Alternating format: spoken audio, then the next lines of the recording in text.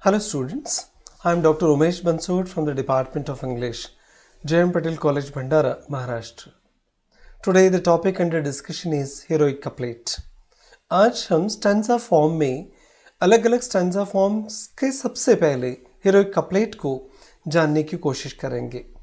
इसमें couplet क्या होता है और उसे heroic क्यों कहते हैं और heroic couplet को किस प्रकार से 14th सेंचुरी ऑनवर्ड्स पॉपुलर करने की कोशिश की जाती रही है, ऐसे बहुत सारे इंपॉर्टेंट इश्यूज को आज हम डिस्कस करेंगे. न जाने कितने इंग्लिश लिटरेचर के महान कवियों ने हीरोइक कपलेट को बहुत बखूबी अपनी राइटिंग में प्रयोग में लाया है. वो जॉफ्री चौसर हो सकते हैं, विलियम शेक्सपियर हो सकते हैं, क्रिस्टोफर मार्लो हो सकते हैं, जॉन केट्स, बेन जॉनसन, न जाने कितने कितने महान कवियों ने हीरोइक कपलेट को बहुत बखूबी अपने पोएम्स में, अपने अलग अलग राइटिंग्स में, ड्राइडन से लेके अलेक्जेंडर पोप तक, सटायर से लेके एपिक तक इस हीरोइक कपलेट को उन्होंने प्रयोग करने का प्रयास किया और कामयाब भी हुए.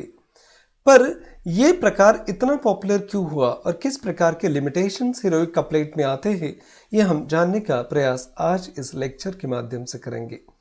स्टैंजा फॉर्म में today we shall try to understand heroic couplet and we will discuss heroic couplet in details.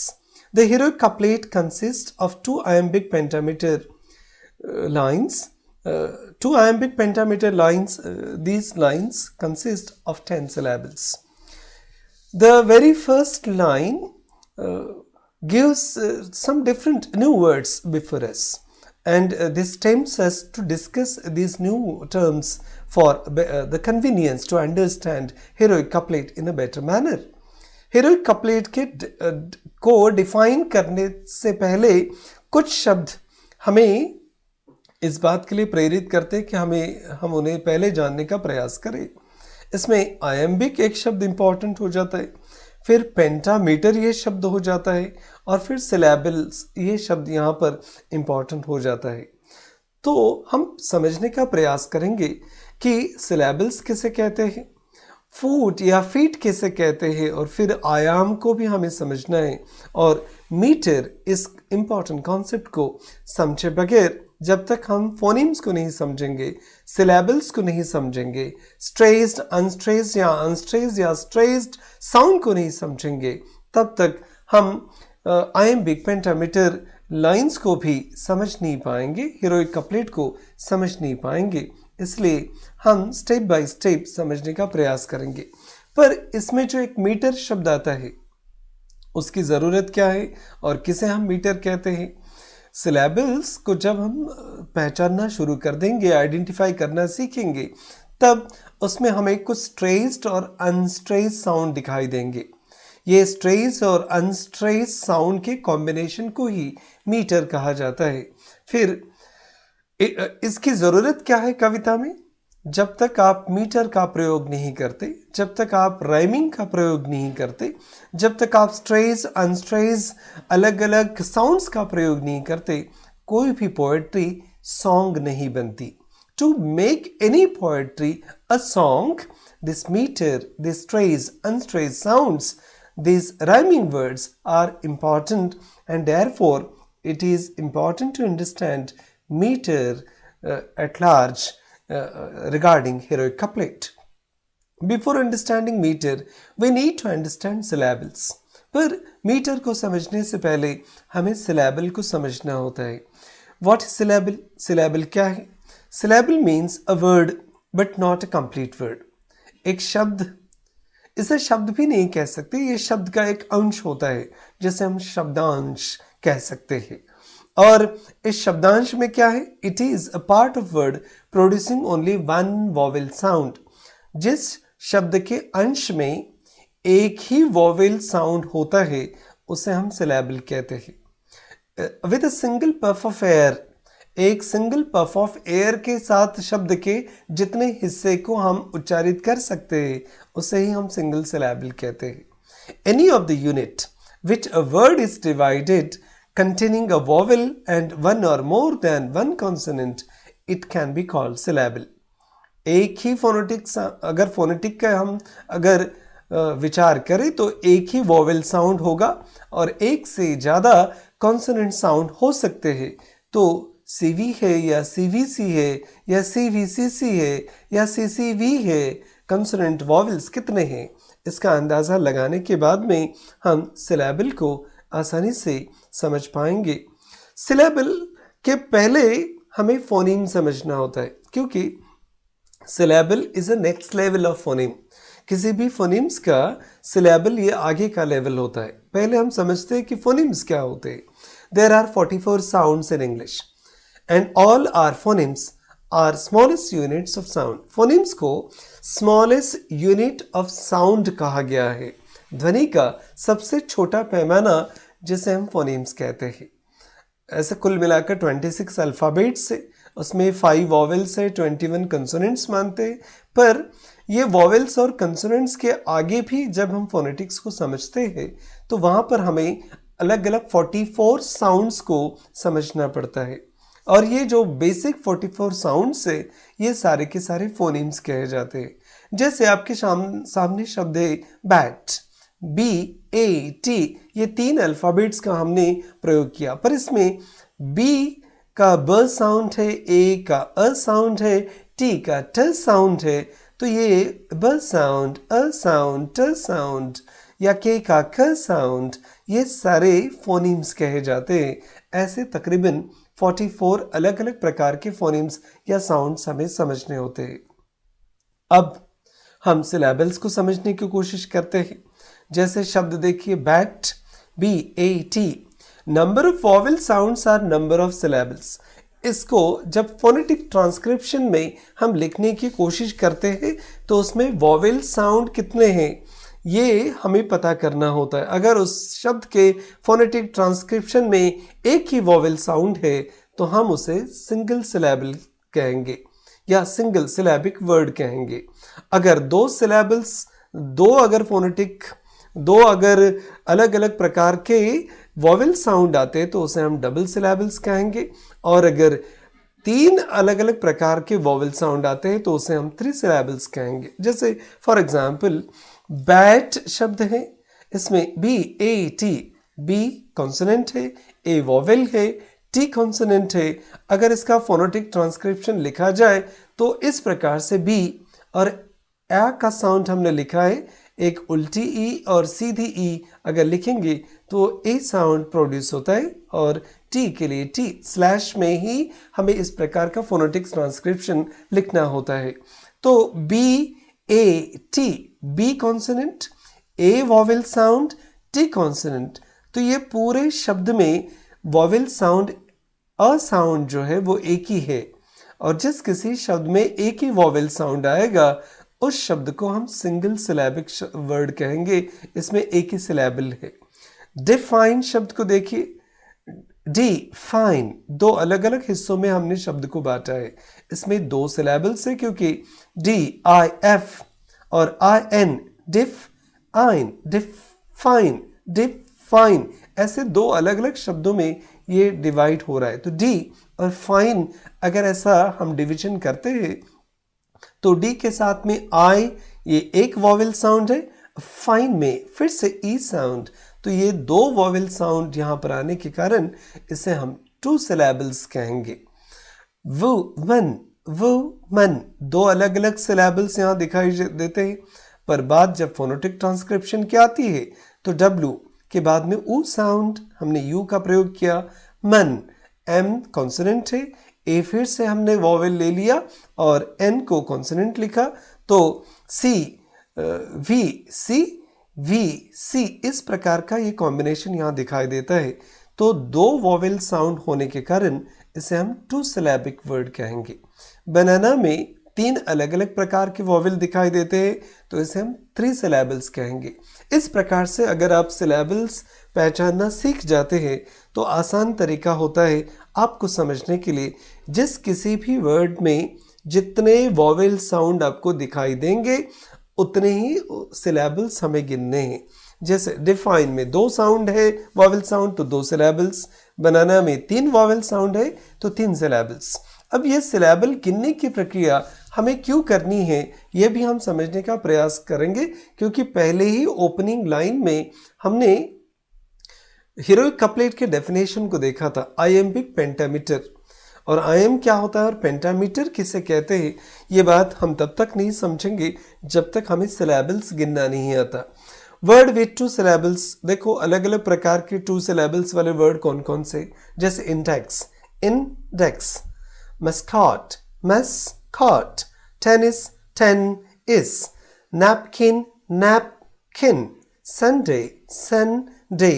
अलग अलग प्रकार के 2 सिलेबल्स में ये शब्द बटे हैं। कुछ और वर्ड्स देख लीजिए, publish, publish, goblin, picnic, cactus, father. इस प्रकार के अलग अलग 2 सिलेबल्स में ये शब्द बटे हुए हैं। अब यहां से इंपॉर्टेंट पार्ट और मंडे शब्द को देखिए, मंडे, इसमें 2 सिलेबल्स है पर उच्चारण करते समय मन ये शब्द नीचे रह जाता है और डे ऊपर उठ जाता है, मन डे। हम मन के ऊपर स्ट्रेस नहीं लगाते इसलिए उसे अनस्ट्रेस्ड कहते हैं, और डे के ऊपर स्ट्रेस है तो इसे स्ट्रेस्ड कहते हैं। यही से हमारे हीरोइक कपलेट के स्टेंजा फॉर्म की समझने की शुरुआत होती है। जिस किसी भी सिलेबल्स में या शब्द में एक अनस्ट्रेस साउंड और एक स्ट्रेस साउंड होता है, उसी पेयर के जो क्रम बनता है, unstress sound, stress sound, US US US, इस प्रकार के जो एक श्रृंखला बनेगी, इसी श्रृंखला को अनस्ट्रेस और स्ट्रेस साउंड के 2 सिलेबल्स के जोड़ियों को ही फीट या आयाम कहते हैं। 2 सिलेबल्स मिलके फीट बनता है और जहां पर अनस्ट्रेस और स्ट्रेस साउंड होते हैं उसी को आयाम कहते हैं। और जब ऐसे 2 सिलेबल्स की 5 जोड़ियां रहेंगी तो उसे पेंटामीटर कहते हैं। 5 जोड़ियों का मतलब होता है 10 सिलेबल्स और 10 सिलेबल्स का मतलब होता है 5 पेयर्स। इस प्रकार से जब आप समझेंगे तभी आपको आयम्बिक पेंटामीटर लाइन समझ में आएगी। आयाम का मतलब क्या होता है, अनस्ट्रेस्ड और स्ट्रेस साउंड का कॉम्बिनेशन। ये क्रम जब श्रृंखला के रूप में किसी भी कविता के लाइन में आता है तब उसे आयम कहते हैं। और अगर 5 जोड़ियां है इस प्रकार के सिलेबल्स की, 10 सिलेबल्स अगर है तो उसे हम आयम्बिक पेंटामीटर कहते हैं। और यही इंपॉर्टेंट सिम्टम्स है। In which line you find 5 pairs, या जिसे हम 10 सिलेबल्स कहते हैं, of 6 syllables, it is called pentameter.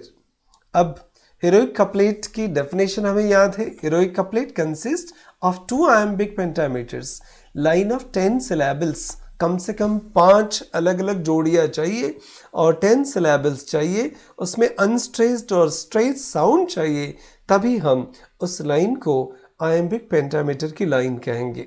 अब इसी फीट के आधार पर या फुट के आधार पर अलग अलग मीटर्स बनते हैं।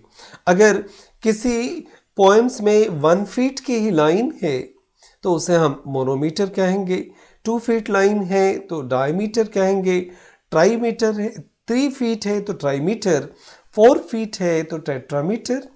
पेंटामीटर जिस शब्द को हम बार बार सुन रहे हैं उसमें 5 फीट लाइन होती है। 5 फीट का मतलब होता है कम से कम 10 सिलेबल्स, 2 सिलेबल्स की जोड़ियां। और हेक्सामीटर का मतलब होता है 6 फीट लाइंस। 7 फीट लाइंस को हम हेप्टामीटर कहते हैं और 8 फीट लाइंस को हम ऑक्टामीटर कहते हैं। तो आप जब तक सिलेबल्स नहीं गिनना सीखेंगे, फोनेटिक ट्रांसक्रिप्शन में वॉवेल साउंड पहचानना नहीं सीखेंगे, आप मीटर का पता नहीं लगा सकेंगे। इसलिए इस मीटर को भी समझना जरूरी है। स्ट्रेस साउंड और unstress sound, stress sound slash से दिखाया जाता है और अनस्ट्रेस साउंड के लिए इस प्रकार के एक चंद्र बिंदी का प्रयोग करते हैं, इसे ब्रीफ कहते हैं। तो stressed sound is indicated by slash and unstressed sound is indicated by a brief. आयाम में दो syllables होते हैं, दो syllables एक unstressed और एक stressed, जैसे father, Monday, दो अलग अलग syllables है, एक unstressed sound है एक stressed है। ऐसे ही अगर 5 जोड़ियां बन जाती है तो उसे हम 5 मीटर लाइन्स कहेंगे जिसमें 10 syllables होंगे और इसी को हम आयम्बिक पेंटामीटर कहते हैं। अब इस बात को ध्यान में रखिए, अनस्ट्रेस्ड और स्ट्रेस्ड साउंड का क्रम रहेगा तभी हम उसे आयाम कहेंगे। यह क्रम अगर बदलता है, स्ट्रेस्ड प्लस अनस्ट्रेस्ड साउंड अगर आता है तो उसे हम ट्रॉकी कहते हैं। अगर यही क्रम बदलकर स्ट्रेस प्लस स्ट्रेस साउंड आता है, जैसे कि ये गार्डन, हाईवे, बुकमार्क, टूथ एक, ऐसे अलग अलग शब्दों में ये स्ट्रेस आपको दिखाई देगा, तो स्ट्रेस प्लस स्ट्रेस साउंड है तो उसे स्पॉन्डी कहते हैं। अनस्ट्रेस्ड और अनस्ट्रेस्ड साउंड का क्रम है तो उसे पेरिक साउंड कहते हैं मीटर। और अनस्ट्रेस्ड प्लस स्ट्रेस्ड अगर साउंड है तो उसे एनापेस्टिक मीटर कहते हैं। इस प्रकार से ये मीटर अलग अलग स्ट्रेस अनस्ट्रेस शब्दों के क्रम के बदलने के कारण बदलते हैं। और यही अगर स्ट्रेस प्लस दो अनस्ट्रेस साउंड अगर है तो उसे हम डेक्टालिक मीटर कहते हैं। इस प्रकार से आयाम, ट्रॉकी, स्पॉन्डी, पेरिक, एनापेस्टिक और डेक्टालिक अलग अलग प्रकार के मीटर्स बनते हैं। तो आपको शब्दों को जब कविता में आप पढ़ते हैं तो एक पर्टिकुलर प्रकार का रिदम वहाँ पर होता है, उसी रिदम से पोएट भी लिखते हैं, उसी रिदम से आपको पोएम पढ़नी भी है। जैसे We think our fathers fool, so wise we grow. Our wiser sons no doubt will think us so. Alexander pope की ये दो हीरोइक कपलेट्स की लिखी हुई लाइन है। सबसे पहले तो आपको ध्यान देना पड़ेगा, ग्रो और सो ये दोनों लाइन राइम करती है। अब आपको आयाम अगर ढूंढना है, अगर आपको मीटर ढूंढना है तो इसका इस प्रकार से फोनोटिक ट्रांसक्रिप्शन आपको करना पड़ेगा। ये फोनोटिक ट्रांसक्रिप्शन आपको मदद करता है वॉवेल साउंड को काउंट करने के लिए। ये देखिए, वी थिंक, आई एक वॉवेल साउंड है, थिंक में इंक ये वाला एक वॉवेल साउंड है। तो जहाँ जहाँ रेड हमने अल्फ़ाबेट मार्क किए हैं ये सभी वॉवेल साउंड है। और एक पेयर में दो दो वॉवेल साउंड आए हैं, तो एक सिलेबल, दो सिलेबल, तो दो दो सिलेबल्स की ये जोड़ियाँ है। कुल मिलाकर ये 5 जोड़ियाँ है, माने 10 सिलेबल्स हो गए। जिस किसी शब्द के उच्चारण में एक वॉवेल साउंड आएगा वो सिंगल सिलेबल कहलाया जाएगा। तो ये दो सिलेबल्स की जोड़ियां मिलाकर 10 सिलेबल्स बनते हैं। और इसमें we think, our fathers fools, so wise we grow, इस प्रकार का इंटोनेशन एक चढ़ाव उतार शब्दों का बनता है। पहले शब्द को नीचे रखना, ऊपर के शब्द को स्ट्रेस करना, अनस्ट्रेस, स्ट्रेस, अनस्ट्रेस, स्ट्रेस, इस प्रकार का वो क्रम बनते जाता है। इसी प्रकार से आपको स्टैंजा पढ़ना भी है, तो इसे हम iambic pentameter कहते हैं। The heroic couplet consists of 2 iambic pentameters lines, और ये दोनों लाइन iambic pentameter में होती है। दोनों लाइन में 5 पेयर्स दिखाई देंगे, 10 syllables ही होंगे। और अनस्ट्रेस, ट्रेस यही क्रम शब्दों के उतार चढ़ाव में कायम रहेगा, तभी हम उसे हीरोइक कपलेट कहते हैं। हीरोइक कपलेट की कुछ विशेषताएं हम समझने की कोशिश करते हैं। हीरोइक कपलेट में there is a pause at the end of first line. पहले लाइन के बाद एक पॉज होता है जो कॉमा से इंडिकेट किया जाता है, signifying partial completion of the sense. ये पॉज दर्शाता है कि पार्शियल सेंस जो है यहाँ पर थोड़ा बहुत कंप्लीट होता है। दूसरा एक इंपॉर्टेंट कैरेक्टरिस्टिक्स हीरोइक कपलेट का है, there is a pause at the end of the couplet. Couplet के बाद में और एक पॉज होता है, उस पॉज को भी इंडिकेट किया जाता है फुल स्टॉप से, and signifying full completion of the sense. जिस किसी कपलेट के एंड में फुल स्टॉप आपको दिखाई देगा, आप समझ जाना कि वहां पर पोएट को जो भी सेंस बताना है या मीनिंग बताना है वो वहां पर कंप्लीट हो जाता है तो उसे क्लोज्ड कपलेट भी कहते हैं। The couplet is closed and not requiring the aid of either or predecessors or successor to complete its meaning. जब दो लाइन कंप्लीट हो जाती है, फुल स्टॉप लग जाता है, तो किसी भी पहले लाइन का या बाद वाली लाइन की मदद लेना नहीं है मीनिंग को समझने के लिए। इसलिए इस प्रकार के कपलेट्स को, दो लाइन के स्टैंजा को क्लोज्ड कपलेट कहा जाता है। एक चौथा एक कैरेक्टरिस्टिक्स है हीरोइक कपलेट का, the rhyme is single, the rhyming parts of each single syllable. यहाँ पर आपको हर लाइन में राइमिंग आपको दिखाई देगा। And the number of syllables is 10, her line में आपको 10 ही सिलेबल्स देंगे, दो सिलेबल्स की 5 जोड़ियाँ दिखेंगी। द ऑड वंस अनएक्सेंटेड और शॉर्ट, द इवन एक्सेंटेड और लॉन्ग। पहला शब्द अनएक्सेंटेड रहेगा, शॉर्ट रहेगा, और दूसरा जो इवन है वो एक्सेंटेड और लॉन्ग रहेगा। इसी प्रकार से आपको पोएम पढ़नी भी है। इस प्रकार के हीरोइक कपलेट को एपिक वर्ड्स में, एपिक पोएट्री में इस्तेमाल किया गया है, और इसे इस प्रकार की कविता को हीरोइक एक्सप्लॉइट को सेलिब्रेट करने के लिए ही जो बड़े बड़े युद्ध को जीतकर सूरमा, रथी, महारथी, राजा महाराजा आते थे और उनके ऊपर जो महाकाव्य लिखे जाते थे, ऐसे हीरोइक एक्सप्लॉइट के ऊपर ही, वॉर्स के ऊपर ही ये कविताएं होती थी। इसलिए इसे हम हीरोइक कपलेट के रूप में जानते हैं।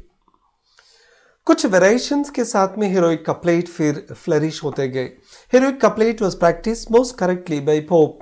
अलेक्जेंडर पोप ने बहुत मास्टरी के साथ में हीरोइक कपलेट को प्रयोग किया है, but even he also does not always confirm strictly to its rules. पर अलेक्जेंडर पोप ने अपनी सुविधा के अनुसार जहां जरूरत पड़ी हीरोइक कपलेट के नियमों को तोड़ा भी है। Heroic couplet has a pause और caesura towards the middle of every line. हर कपलेट के मध्य में एक कॉमा होता है जिसे कैशुरा भी कहते हैं। It's a partial completion of the sentence and each half of the line is balanced against the other. हर एक लाइन को बैलेंस किया गया है। आधी और पूरी लाइन करने से पहले मीनिंग को भी बैलेंस करने का काम पोएट करते हैं, और दो लाइन में ही अपनी बात को कहने का प्रयास वो करते रहे। पर कभी कभी इस प्रकार के मीनिंग को तीसरे लाइन पर रन ऑन होना पड़ता है या ट्रैवल करना पड़ता है, तो उसे हम एनचैम्बमेंट कहते हैं। Heroic couplet has been adopted as per the requirement of thought. अपने विचारों को दर्शाने के लिए हीरोइक कपलेट को सुविधा के अनुसार इस्तेमाल किया गया है। जरूरी नहीं है कि दो लाइन में ही पोएट का विचार समाप्त हो, वो तीसरे लाइन पर भी जाता है, इसीलिए उसे हम ट्रिपलेट कह सकते हैं। The 3 line in the same lines, rhyming भी कायम रहता है। और जब अपनी मीनिंग को कंप्लीट करने के लिए दो लाइन के बजाय तीसरे लाइन में पोएट जंप करते हैं, तो उसे हम एनजैम्बमेंट और रन ऑन कपलेट कहते हैं। एनजैम्बमेंट ये कॉन्सेप्ट इंपॉर्टेंट है। कैशुरा ये कॉन्सेप्ट भी आपको ध्यान में रखना जरूरी है। Dryden's lines also have not always and stop at the and. Dryden की पोएम्स को जब हम पढ़ेंगे तो एक बात समझ में आएगी कि ज़रूरी नहीं है कि ड्राइडन ने हर कपलेट के साथ में फुल स्टॉप का प्रयोग किया गया है। बोथ रन और stop at the end according to the sense dictates. जिस प्रकार का सेंस उन्हें चाहिए रहता है वो एनचैम्बमेंट का सहारा लेकर ट्रिपलेट पर चले जाते थे। Sometimes Dryden introduces Alexandrine. कभी कभी वो अलेक्जेंड्राइन का भी प्रयोग करते थे। ये 6 फीट लंबी लाइन है, 6 iambic feet instead of 5 feet के बजाय वो 6 फीट लाइन का, जिसको हम अलेक्जेंड्राइन कहते हैं, इस प्रकार के। अब 6 फीट iambic लाइन में तकरीबन 12 सिलेबल्स रहेंगे 10 के बजाय। ऐसे लाइन का प्रयोग भी ड्राइडन अपने हीरोइक कपलेट के लाइन्स में किया करते थे। अब थोड़ा बहुत हिस्ट्री भी जानकर हम हीरोइक कपलेट को समझने की कोशिश करेंगे। Heroic couplet was first used in England by Chaucer. Geoffrey Chaucer ने, जिन्होंने कैंटरबरीज टेल लिखा है, कैंटरबरी टेल्स, उन्होंने ही पहली बार इंग्लैंड में हीरोइक कपलेट का प्रयोग करने का प्रयास किया। Many of his Canterbury Tales are related in heroic couplets. बहुत सारे उनकी कहानियां हीरोइक कपलेट्स में ही लिखी गई है। आप हिंदी और उर्दू में या तुलसी रामायण में या बहुत सारे इसमें इस प्रकार के लाइन्स को देख सकते हैं जहां पर दो ही लाइन का प्रयोग किया गया है. Spenser followed Chaucer and used heroic couplet in his mother's Hubbard's tale. Spenser ने भी अपने मदर हबर्ड्स टेल में इस हीरोइक कपलेट का प्रयोग किया है. Elizabethans like Shakespeare, Christopher Marlowe, and Ben Jonson also used heroic couplets occasionally for the sake of variety. एक वैरायटी दर्शाने के लिए एलिजाबेथन जो पोइट्स है, शेक्सपियर, क्रिस्टोफर मार्लो और बेन जॉनसन जैसे महान कवि है, इन्होंने भी हीरोइक कपलेट का प्रयोग ओकेजनली हर मौके पर जहां जरूरत पड़ी वहां उन्होंने वैरायटी दिखाने के लिए किया है. But their chief instrument was the 10 syllables unrhymed or blank verse. पर इन लोगों ने बहुत बार ब्लैंक वर्स का प्रयोग किया है. अब आयम्बिक पेंटामीटर की लाइंस क्या होती है और ब्लैंक वर्स क्या होते हैं यह भी हमें समझना है. अगले लेक्चर में हम ब्लैंक वर्स को भी डिस्कस करने वाले हैं. फिर आज हम हीरोइक कपलेट के ही ऊपर फोकस करते हैं. बट क्योंकि हीरोइक कपलेट में राइमिंग वर्ड्स का होना ज़रूरी है, मीटर का होना, 5 मीटर लाइन का होना जिसे आयम्बिक पेंटामीटर कहते हैं, और राइमिंग का होना, ये कंडीशंस जब तक पूरी नहीं होती तब तक कोई भी कपलेट हीरोइक कपलेट नहीं होता. राइमिंग के बिना वो फिर ब्लैंक वर्स हो जाता है. They imparted easy vigor, strength and sweetness which Pope credited to his predecessors.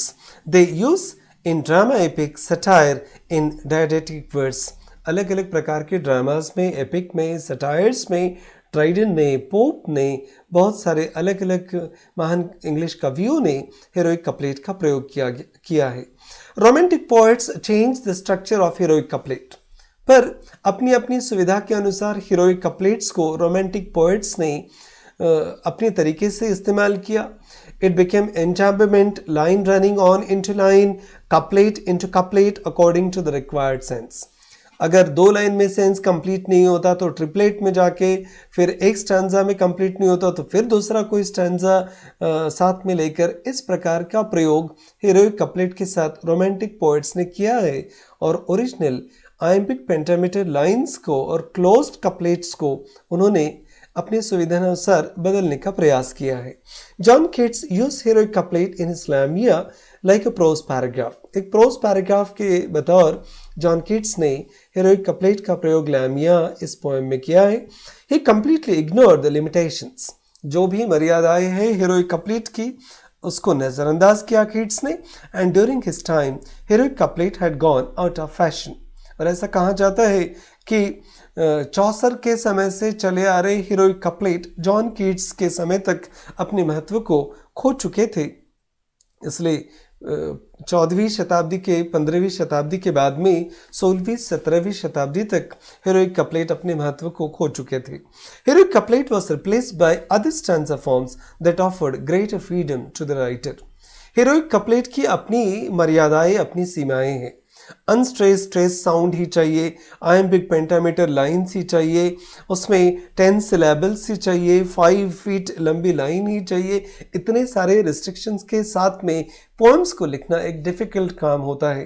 Romantics poets ने बगावत कर दी ऐसे स्टैंजा फॉर्म के खिलाफ, और फिर जिसमें उनको ज़्यादा फ्रीडम मिले, ऐसे ग्रेटर फ्रीडम वाले अलग अलग स्टैंजा फॉर्म को अपनाने का प्रयास रोमांटिक पोएट्स ने किया.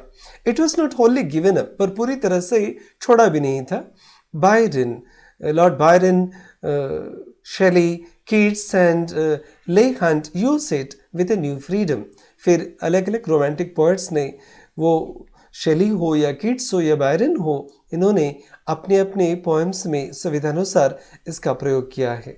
उम्मीद करते हैं कि हीरोइक कपलेट का ये इतिहास और हीरोइक कपलेट में मीटर कैसे गिनते हैं, सिलेबल्स कैसे गिनते हैं, 10 सिलेबल्स कैसे गिनना है, वॉवेल साउंड कैसे पहचानना है, फोनेटिक ट्रांसक्रिप्शन कैसे करना है, ये बहुत सारी चीज़ें आपको हीरोइक कपलेट समझने में मदद करेगी. Thank you very much for watching this video.